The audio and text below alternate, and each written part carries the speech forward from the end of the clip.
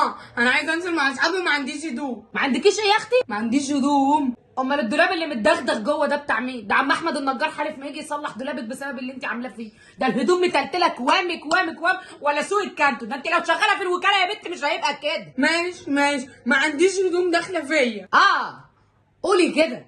مفيش حاجه داخله في ده. انت هدومك من كتر ما بطلعها لله مش راضيه تخلص والله العظيم. ما تعالي هنا يا بنت.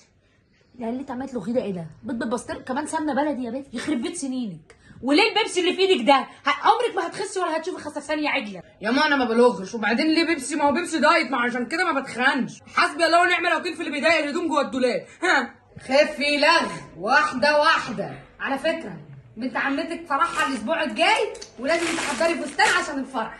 المفروض الناس ما تفاجئش حد كده، يعني تقولوا قبل المناسبه ب3 اشهر عشان نلحق نخز. طب نشوف هنعمل ايه في الليله السوداء دي. يا نهار اسود، مفيش حاجه مقاس، مفيش حاجه. في حد يزنق حد كده؟ حتى انتوا ليلتكم مش فايته. ولا ده ولا ده. هو الحل هنعمل ايه في الليله السوداء؟ ماما مفيش حاجه داخله مقاسي ولا عمرها هتخش فيكي. ما انا قعدت اقول لك خفي لغ خفي لغ. شيلي بقى شيلتك. انا عندي حل. انا اروح للراجل بتاع الخيمه الرمضانيه يفصل لي خيمه اروح بيها الفرح. خيمه يا مقعد يا عربي. بقول لك يا بت، انت حلك تروحي الفطاطري يديكي نشابتين يرفعك شويه تبقي في سمك البيتزا الامريكيه.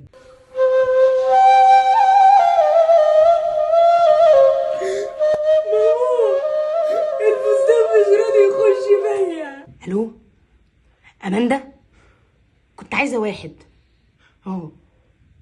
بجد؟ يوصل في قد ايه؟ لا هنلحق الفرح.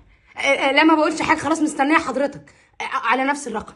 ينفع البسه وانا خارجه؟ طب ينفع وانا رايحه الجيم؟ طب وانا رايحه السوق؟